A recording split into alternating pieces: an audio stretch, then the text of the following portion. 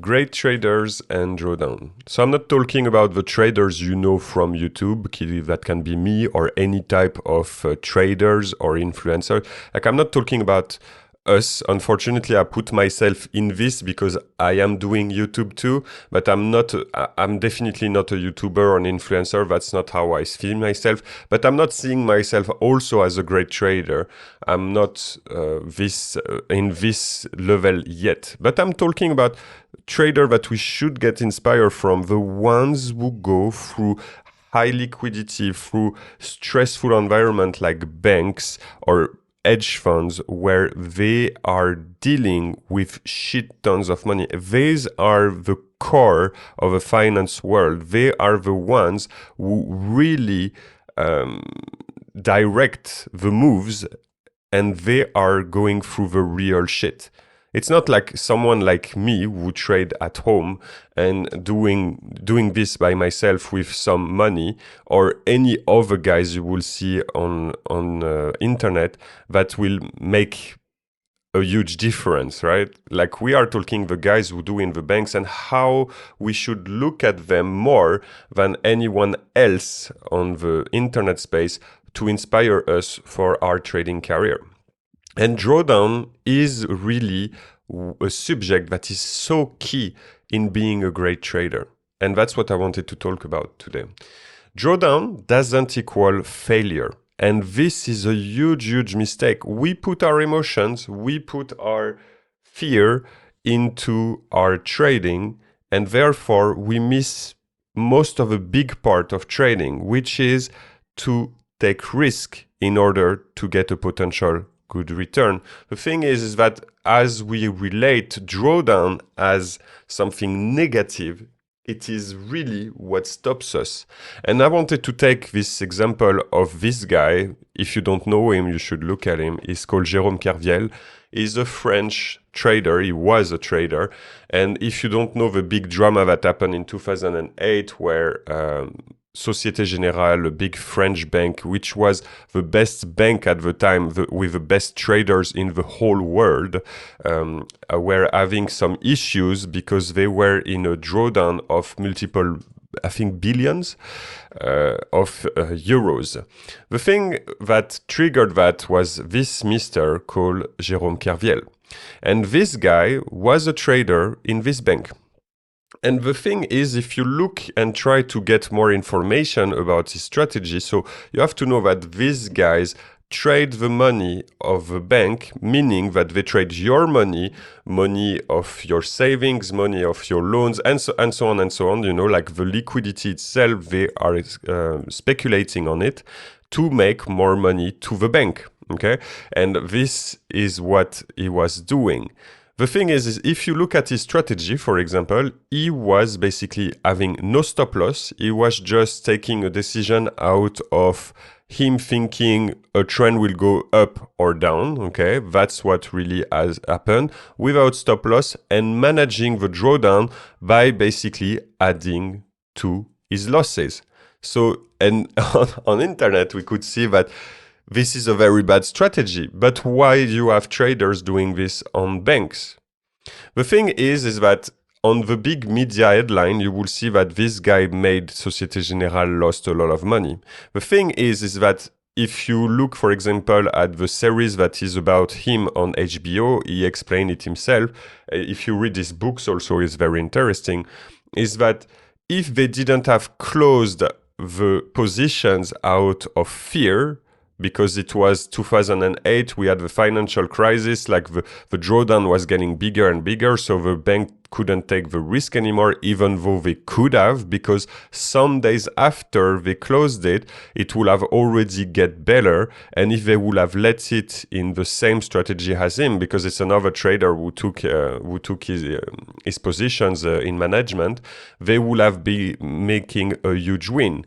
Just as much that the prior year before that, he did exactly the same strategy and he was able to make billions for the banks. So how come you have traders like him and you still have traders like him doing the same type of strategy where they place themselves out of a long term without stop loss and adding to manage the capital, basically? Like when we say adding to the losses, is basically trying to manage the capital to try to either average it or manage it, you know, a bit better over time. Is because drawdown is the main thing a great trader should be friend with. We should not be afraid of it. The thing is that for us who are just small traders, small midgets, who are not having the psychological training that you could have as a trader in the banks or whatever, we are not fully trained of what it is to have a drawdown or what it is to lose. Therefore, we are led by ourselves without really any mentor, direct mentor, to be on us and remind us what's good and what's not good. And the thing is, with trading, emotion should be really on the side. We know it, and the thing is that we still want to do trading because it's so attractive to make easy money. That's because that's what we think it is. But as some TraderDom says, it's the hardest and easiest way to make money because really it can take everything on you, your soul, your hair, everything, you know, because there is so much depth into it that we don't know about. Is because there is we let us a huge freedom and we are free beings without knowing what's the rule of the game. And we try ourselves to find those rules, and there is a lot of errors towards that. The no-loss fantasy is a fantasy made from YouTube. When you will look at a trading strategy, you will tend to sin, I will say, or miss the target. Sometime out of weakness, you will think, let me check if I find a video or a content that will give me a strategy where I will never lose. And when you find this, you're like, oh, great, like this, I don't have to face what is really actually the solution, but you think the problem, which is loss. But the thing is on trading, you can't win all the time because in order to score, like in any game or whatever, you also need to be challenged, right? If we will give you the ball all the time in a basketball match and you will have no one to take it, how fun would it be? If you will only shot at the goal, and you will be only by yourself, no one will look at you. And even yourself, at some point, you will get bored. So what are you looking at? Well, you look at to have an opposite team that could play against you, and you want to see if you are better or not. And ultimately, you will take scores against you and you will bleed. It's exactly the same on trading. The thing is that we get this fantasy and this hope sometime in our weakness because we feel bad that we have lost. So we would like no loss. And we will also have to have a great win rate.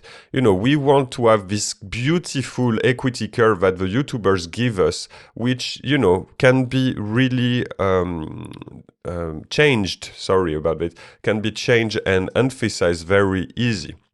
But the thing is, without drawdown, there is no return because also we are people who are driven by finding solutions to problem. So if we will not have drawdown, we will not actually be satisfied and good at the work, okay?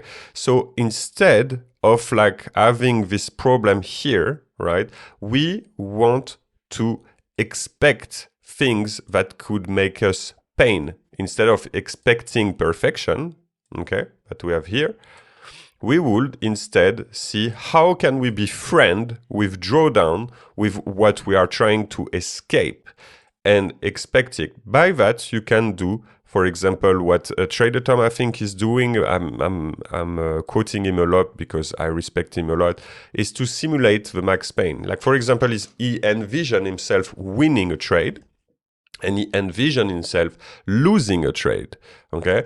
When Kerviel was having position that was getting lost and lost, he said himself that many times he couldn't sleep. If he was sleeping some hours, he would look at the news right away to hope that it goes towards this place. Does it make him in a very good position? No. Is it healthy for him? No, but in the end, was he a good trader? He was an exceptional trader until they decided to take him as a victim for their own problem of the banks. That's I invite you to watch this series again to see really what's going on here. Because now, after years and years, I mean, it's a freaking long time years now we are talking, he's fighting against it, and it goes toward his right, is that the banks were just as much involved in that than him. So the fact that you accept those drawdown and that you actually understand that it is a power, it is something that is like almost needed for you to advance and to make more money, then you understood the game of trading. For example, many people are into this guy, I forgot his name, that is doing the Forex. You can look at it yourself, the Robin Cup.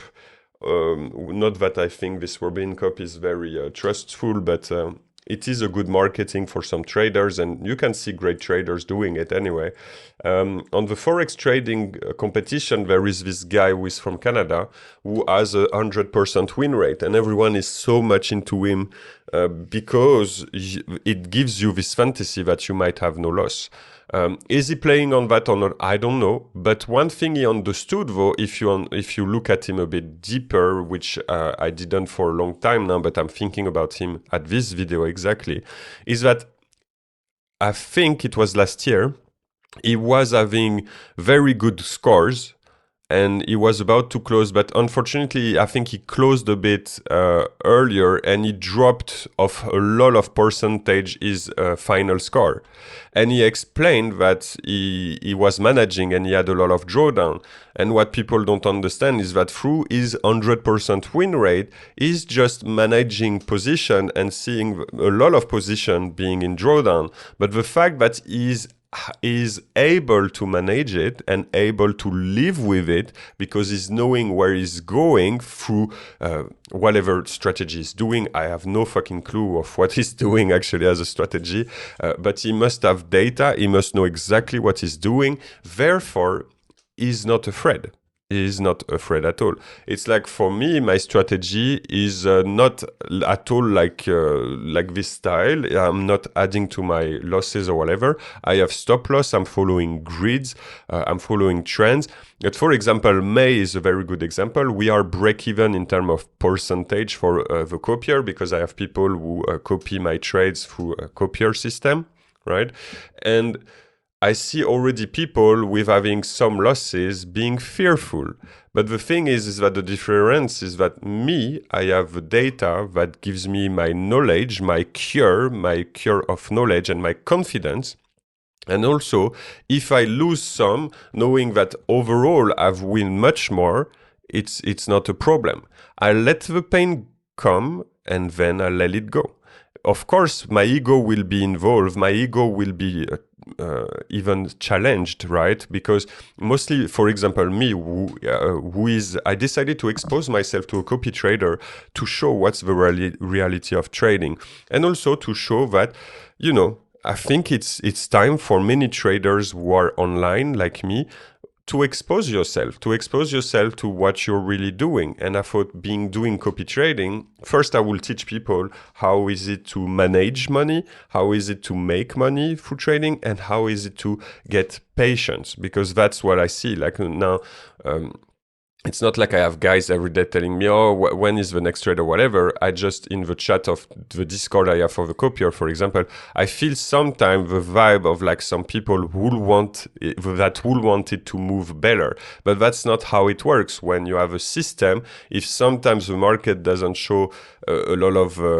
opportunities, you just have to take as it is. And again, the capital is the fuel for you to make an action, but it's not the trophy. It's not like the capital that you are putting right away is already a winning. No, the capital you are putting right away is just a tool to kickstart and try to start something. And the thing we need also to do is to, how do you say that in English? Relativiser in French. You basically need to go back a bit to the ground, like not thinking you are dying when you are having a drawdown, but instead like thinking it's a variance, I'm not dying, right? And really understand that the pain is the answer. Is the answer to what? Now this is what's important, because for many of you, sorry to say it like that, but that's what I see it, is that when pain is coming, when you did mistakes that makes you painful, you start to think that you should restart. You should restart backtesting, you should restart a strategy, you should question yourself in another way, and so on, which is actually the wrong answer. You keep looping like a snake who will bite his tail, and you will never go towards something. But instead, you should take the pain as the answer, the salvation. Sorry, I'm a bit spiritual, so I'm using those words, right? By understanding what's happening here and who is in control. Who is in control? The pain or you? If the pain is in control, fear is coming, okay? And when fear is coming, you escape. Is escaping a bad thing? No, you're trying to protect yourself technically, so you're not doing a bad thing. But is the finance world, is the market caring about your fear? No. Well, how can we see the finance and beat it at its game? Is to do the same thing over and over again without fear. Finance is a mass psychological thing that controls everything in this world right now, and it's made for us to take decisions that are a bit impulsive. For example, the newspaper is exactly doing this. For example, let's say I will not say an example that is concrete because I don't know what's the YouTube policy here. But for example, on an article of a newspaper, what's the most important and is headlines. In marketing is the same thing. Headlines are the most important.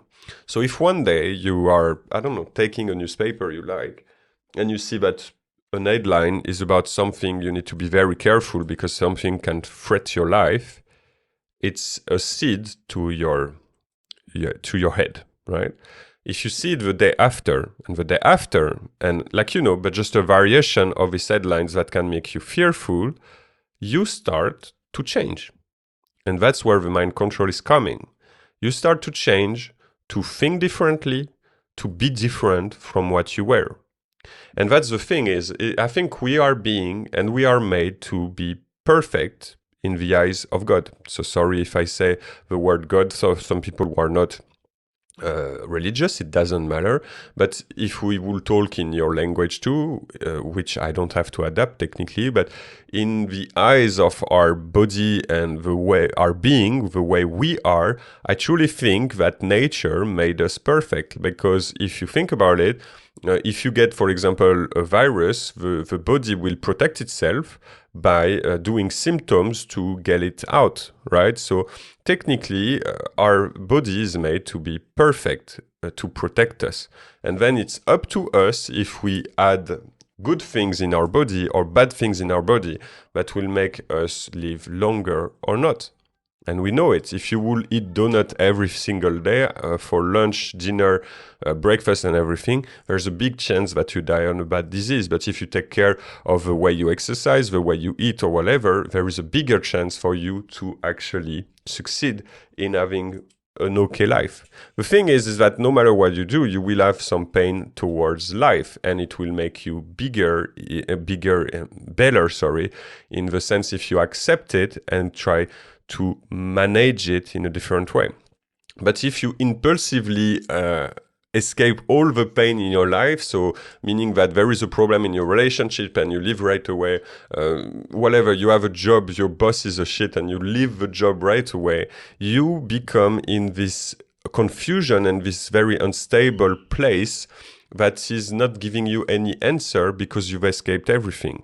The only way to solve problems and to feel better is to face the pain. You don't have to fight it.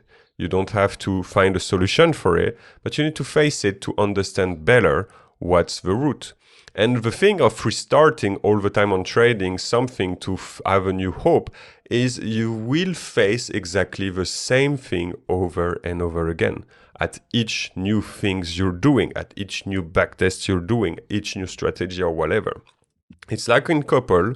If you are in a couple, we now have a huge rate of divorce. I'm sorry I'm giving so many images if that doesn't talk to you, but I think it talks to a lot of people to have images in order to relate the subject. If you are in couple and most likely in a marriage, you have a lot of divorces. Mostly in the West, we have a huge rate of divorces. And many people, what they do is that when there is a great problem, when there is a problem that feels stuck, we divorce. The thing is that you have statistics that has been shown. Now I don't have the source right now, but just ask ChatGPT or go on Google, whatever. That shows that many couples that decide to divorce and go for a second marriage, third marriage, and fourth marriage, all the time goes to the same issue, is that they have the honeymoon phase that comes, and then the same problem they had with the previous marriage is coming and then creates a blockage again. It's because the persons didn't deal with their own fear, own pain, own demons, I will say, and try to solve it together. So there is now they are trying to look, is does it actually worth to even make your life again with another person, but instead trying to solve the problem with the first marriage, because maybe you will be better off. And because, that's the loop over and over again. Most likely when there is a problem, it can come from the other person, but it comes also within us. And if we don't want to deal with things within us, there is a problem. And drawdown is ultimately the part of trading. There is moments, for example, the market in general, if you will see that it goes down and it's dipping, like let's say, I don't know, the whole Bitcoin market is bleeding. Well, it's not only you who is part of the bleed, it's the whole market who is in a drawdown. So it means that it's part of it. If you know how to deal with it in a certain way, and you will ask me, but how, Pablo? Well, simple. You can't predict the market, right? But you can predict your strategy. So build a strategy and stick to it through documentation, data. Sorry, what did I say already? Oh yeah, data. If you can do that, then you can face the whole drawdown problems, and you will have 5-6 losses in a row, even more maybe on some circumstance, and you will still be fine. You need to celebrate resilience, and your biggest friend should be patience. So drawdown, you need to fix it. You shouldn't fail it, you shouldn't escape it, but you should fix your relation with it. If you are in my copier, for example, and now you think you're a bit impatient because maybe there is we are on break even, or you arrive at a moment where it was a small drawdown. I think it must be my maximum -1 hour, right? Try to actually put back things in order. Okay, why did I join this? For example, I give you the data, I give you my strategy. Now for years you see me trading. There is a confidence here that needs to be done.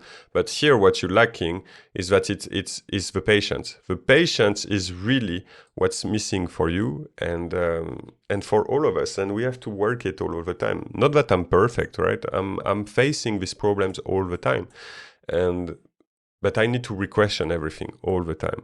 And I'm trying to be as humble as possible in order for me to try to fix the root cause and go to the root cause to make things better. And one thing I noticed, to conclude, is that all these bankers, all these traders in banks, they deal perfectly with drawdown because it's part of the game. It will make them stress. They will never be emotionless about it. That's why I think stoic traders are bullshit.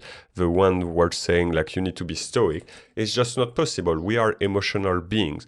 But you can treat pain and stress in another way than another person. And if you decide to stick around and you know that it can affect your life and your health, it will still be fine.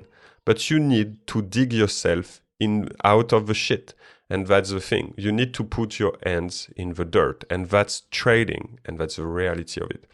Sorry, I did ramble a bit much. I think I repeated myself, but I wanted to give you oh, sorry, I just noticed that I hid this. I just wanted to give you a bit of perspective for you to take trading differently. Don't look at, I mean, I understand that you fall into this nice thumbnail and nice title, and why would you even click on my videos? Because I don't even take care of the fact of making a thumbnail or making a nice edited video. But me, I focus on the message and on what's reality for most of us, not this tiny percentage who makes it in a great way like all these influencers. We are all together in this, but we need also to relate all together. And the reality of trading is not Lambos or whatever. And for many, many traders who makes much more than these Lambo people, they are going to the finance district in London, Paris, New York, and it's not really joyful and flashy lifestyle. It's actually pretty hard and heavy 9 to 5. And they're still going through it because they're passionate about trading. And that's how you should do.